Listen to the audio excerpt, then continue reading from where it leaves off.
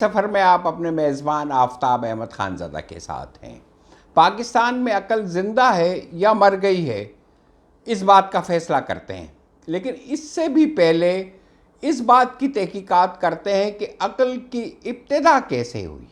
شاید جب قطب سے برف کے تودے پگھل کر آئے تو ہوا منجمد ہو گئی، زراعت تباہ اور حیوانوں کی لاتعداد اقسام ختم ہو گئیں، اور چند حیوانوں نے بھاگ کر خط استوا کے علاقے میں اس انتظار میں پناہ لی کہ شمال کا غیظ و غضب ختم ہو جائے۔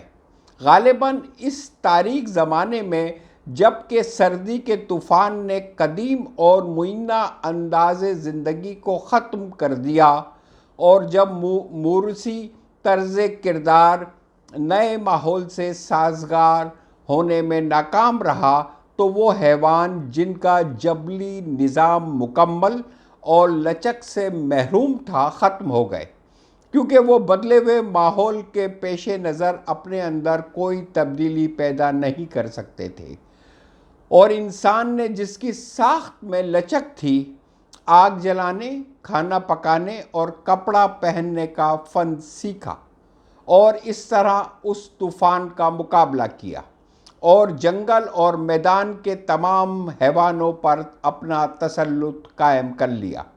ان حالات میں عقل پیدا ہوئی۔ عقل حالات کے مکمل جائزے پر مبنی ایک مکمل عمل کا نام ہے۔ عقل احساسات کا تجزیہ ہے اور عمل کی ترکیب۔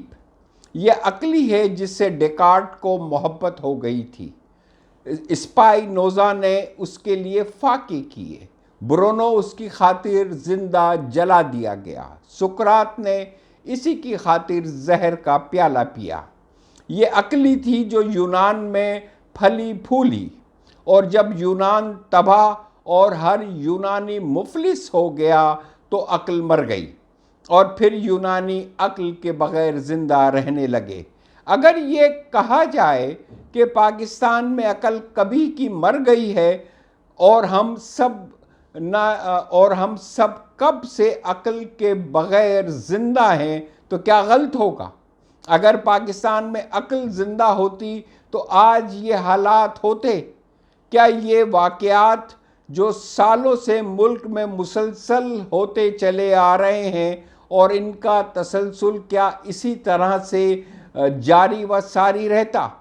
کیا ہمارے آج کے موجودہ حکمران ملک پر حکمرانی کر رہے ہوتے اگر عقل زندہ ہوتی؟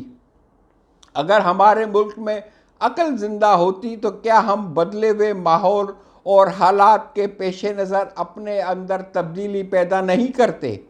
آپ صرف ایک تبدیلی کی نشاندہی کر دیں، صرف ایک تبدیلی کی کہ جو پچھلے 2-3 سالوں میں ہوئی ہو ملک میں، جو ہم نے ماحول اور حالات کی مناسبت سے، چلیں آپ 2-3 سال کو تو چھوڑیں، آپ کسی ایک ایسی تبدیلی کا نام بتا دیں جو 73 سالوں میں ملک میں ہوئی ہو۔ ملک کا کوئی ایک ایسا ادارہ بتا دیں جو 73 سالوں میں مضبوط اور مستحکم ہوا ہو۔ چلیں اسے چھوڑیں، صرف یہ بتا دیں کیا ملک میں اچھے انسان پیدا ہو رہے ہیں یا دن رات برے انسانوں کا جنم ہو رہا ہے؟ اور ساتھ ساتھ اس بات کی بھی تشریح کر دیں کہ برے انسان اچھے انسانوں میں تبدیل ہو رہے ہیں یا اچھے انسان برے انسانوں میں تبدیل ہو رہے ہیں۔ کیا ملک میں موجودہ حکمرانوں کی وجہ سے تعلیم کو فروغ حاصل ہو رہا ہے یا ہر طرف جہالت کا قبضہ جاری اور ساری ہے؟ کیا ملک میں ایمانداری اور دیانتداری تیزی سے پھیل رہی ہے یا کرپشن، لوٹ مار، دھوکہ دہی، فراڈ، حسد، جلن، بے ایمانی، جھوٹ دن رات ملک میں پھل پھول رہے ہیں؟ کیا ملک میں برداشت، تحمل، رواداری کا بول بالا ہے یا عدم برداشت، عدم رواداری اور انتہا پسندی کا مکمل قبضہ ہے؟ کیا یہ صحیح نہیں ہے کہ کیا یہ صحیح نہیں ہے کہ ہمارے حکمرانوں نے معیشت کا بھرکس نکال دیا ہے؟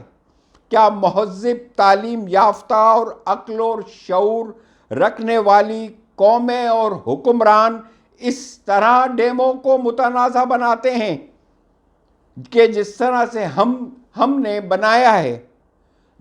دنیا بھر میں کوئی ایک ایسے ملک کا نام بتا دیں جو اپنے ہی لوگوں کو بے اختیار، غلام، بے کس، بھوکا، بے بس اور ننگا کر رہے ہوں، جس طرح کہ ہم کر رہے ہیں، ہمارے حکمران کر رہے ہیں، اور جو لوگوں میں اس طرح حیوانیت بھر رہے ہوں جس طرح کہ ہمارے لوگ حیوان بنتے چلے جا رہے ہیں۔ چین کے تونگ عہد کا ایک معروف وزیر اور دانشور شہنشاہ کو متواتر یہ کہتا رہتا تھا کہ زمانے کی تبدیلیوں کو سمجھا کریں اور عقیدوں اور مفروضوں کی قید سے بچیں۔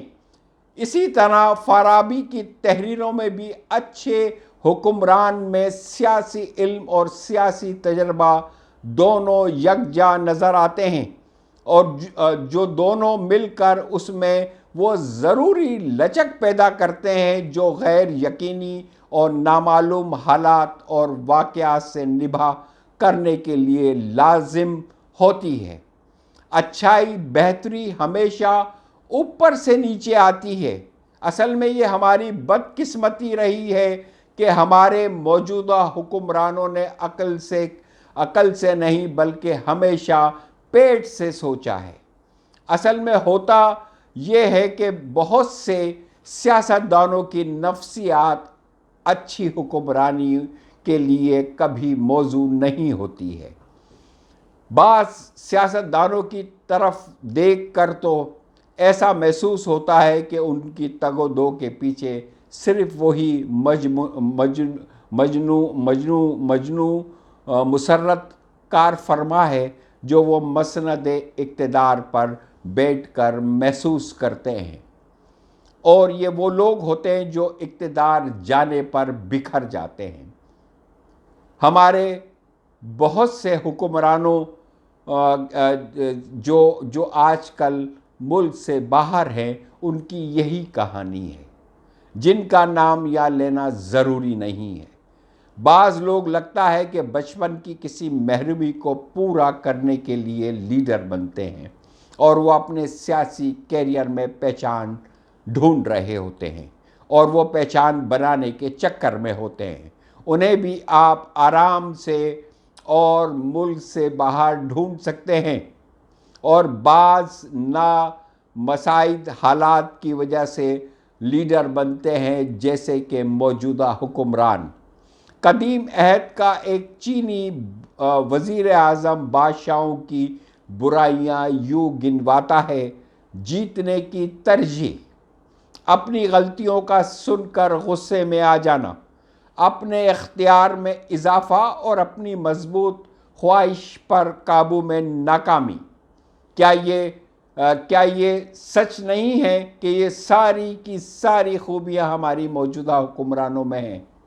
جب حکمرانوں کی عقل سے دشمنی ہو جاتی ہے تو قدیم عہد کے چینی وزیر اعظم کی کہی گئی برائیاں ان میں خود بخود پیدا ہو جاتی ہیں، اور وہ پھر ڈنڈا لے کر عقل کو ڈھونڈتے پھرتے ہیں کہ اس کا خاتمہ کر دیں، اور پھر حالات ایسے ہی پیدا ہوتے ہیں جیسا کہ آج ملک میں ہوئے ہیں۔ یہ بات انسانی تاریخ بار بار بتاتی آ رہی ہے۔ ساری باتیں چھوڑیں، آئیں مل کر ملک میں عقل کی لاش کو ڈھونڈتے ہیں، کیونکہ ہمارے حکمرانوں نے عقل کو ختم کر کے اس کی لاش کو کہیں چھپا دیا ہے۔ خدا حافظ۔ اپنا اور اپنے پیاروں کا بہت خیال رکھیے گا۔